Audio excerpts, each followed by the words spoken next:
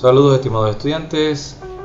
El día de hoy vamos a hablar de la lección número 2, procesos y modelos de la comunicación. Soy el profesor Gustavo Córdoba, están en la materia comunicación asertiva. El contenido de esta lección es como inicio los modelos de comunicación que ya vamos a ver en varios autores y posteriormente el proceso de la comunicación y sus elementos. Comencemos con la frase de Peter Drucker, que lo más importante en la comunicación es escuchar lo que no se dice. Bien, los modelos de comunicación.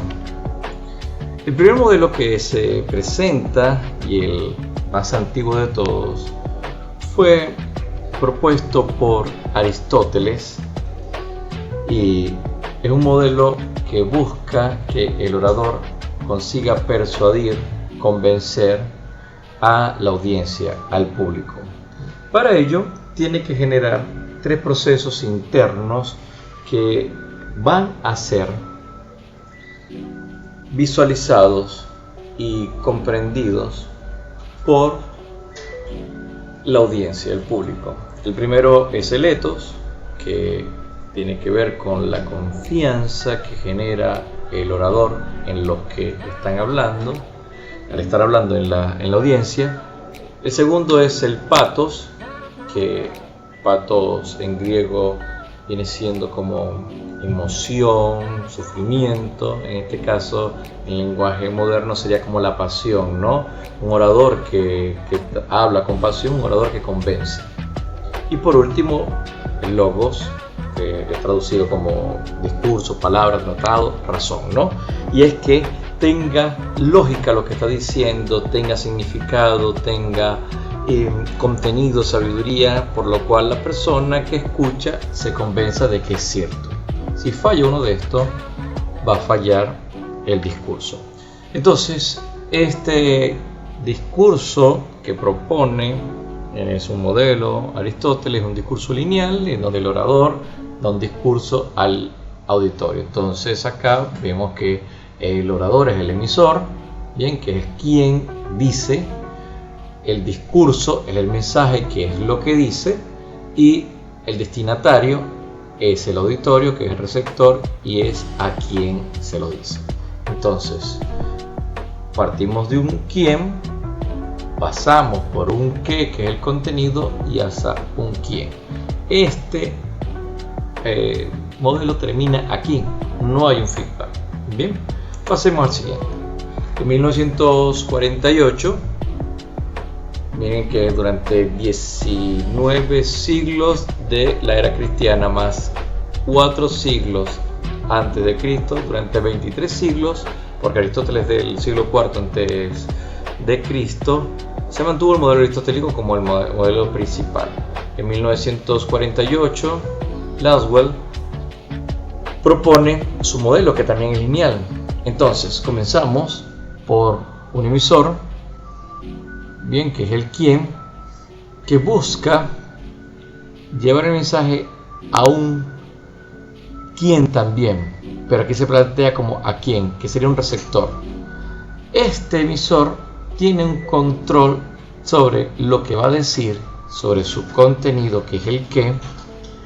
Tiene que tener claro el canal que va a utilizar para saber cuál es el receptor, que es la audiencia, y el efecto que se produce.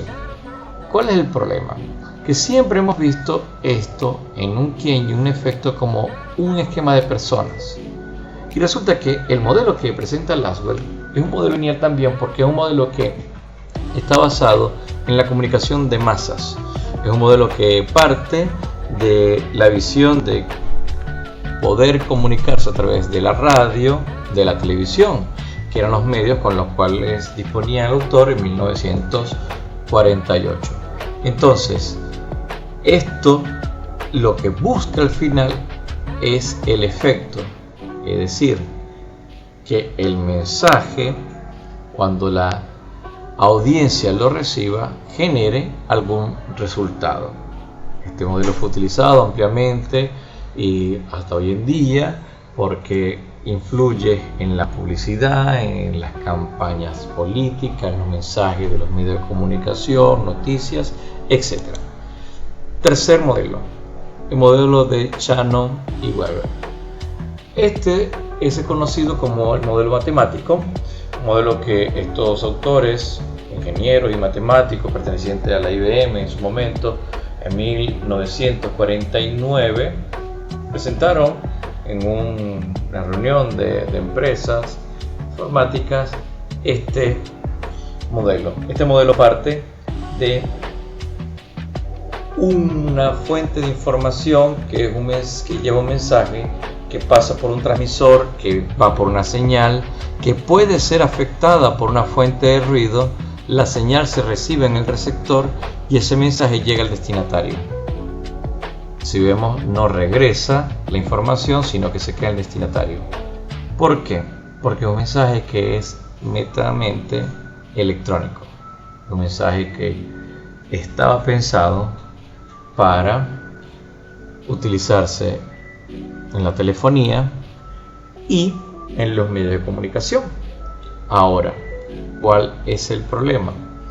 Que esta fuente de ruido podría ser aquello que se escuchaba en los teléfonos viejos, teléfonos de línea directa, con cable, que había en los hogares en 1990, inicio del siglo XX hacia atrás, bien, siglo XXI hacia atrás, donde se levantaba el teléfono, solamente los que son grandes o los que hayan visto en alguna serie sabrán de lo que estoy hablando.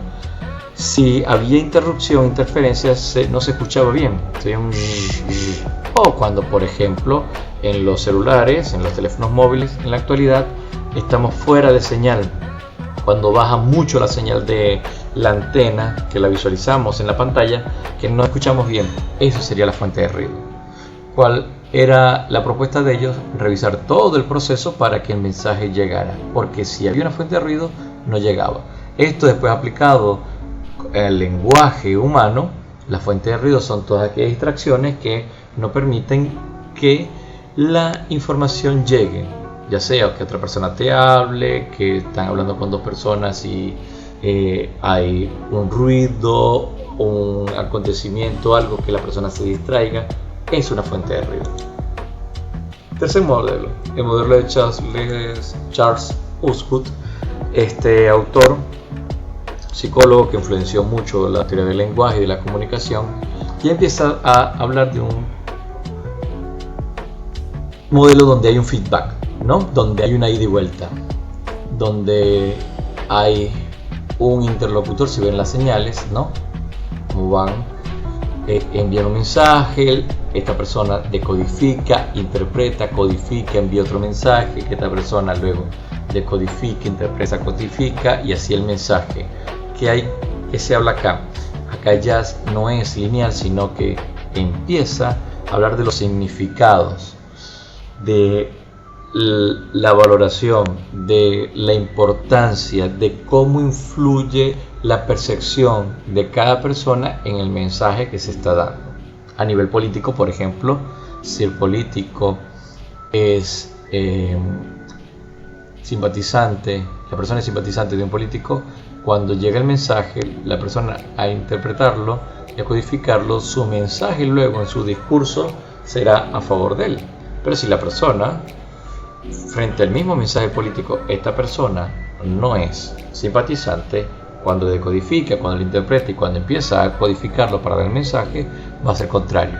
¿Por qué? Porque el mensaje cambia por el individuo.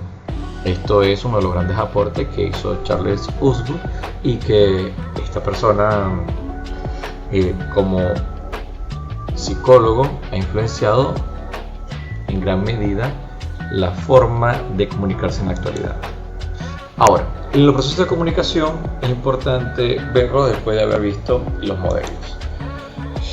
El proceso de comunicación que nosotros conocemos y que muchos recordarán, ya van a ver de dónde viene, de los autores que hemos estudiado.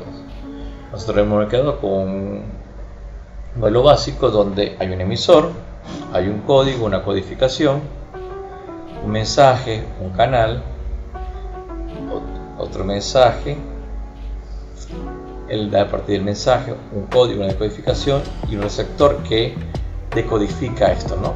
Tiene que tener el mismo código, es decir, hablar el mismo lenguaje, conocer las palabras, el mismo idioma, siempre hay giros y las palabras tienen significados distintos. Bien, ustedes conocerán que hay palabras que se dicen en una parte del país y que se dicen en otra que a veces no se comprenden, ¿no? ¿Por qué? Porque los códigos tienen que ser iguales para poder ser descodificados. Todo esto parte desde el modelo de Aristóteles, de Laswell, de Osgood, bien, y lleva una complejidad que tiene su origen en estos autores. En este modelo, que es el proceso de la comunicación como lo conocemos en la actualidad, el receptor, al descodificar, puede hacer y dar un mensaje y convertirse luego en emisor. La información, la comunicación, la propaganda está basada en la comunicación. De ahí la importancia de poder conocer los sistemas de comunicación, los procesos de comunicación, los modelos para poder triunfar, para poder ser exitoso, para poder ser entendido, comprendido por la audiencia. Como futuros profesionales deben tener en cuenta que en la medida en que se capacitan en ser mejores oradores, en poder tener mayores competencias al momento de comunicarse, van a poder tener un mayor logro en su vida y en su profesión. Ahora, si vemos esta imagen, ya vamos a ver que una sola imagen conlleva a todo un proceso de comunicación. Acá, esta persona está reflejando los sentimientos que ha sido captado por un fotógrafo que ha querido que sea la imagen a presentar. Entonces, les dejo como ejercicio mental ver que este emisor, qué mensaje quiere llevar al receptor, cuál sería el código que utiliza. Recuerden que también el lenguaje corporal tiene unos códigos que son entendidos por las personas, cuál es el canal y cuál sería el contexto.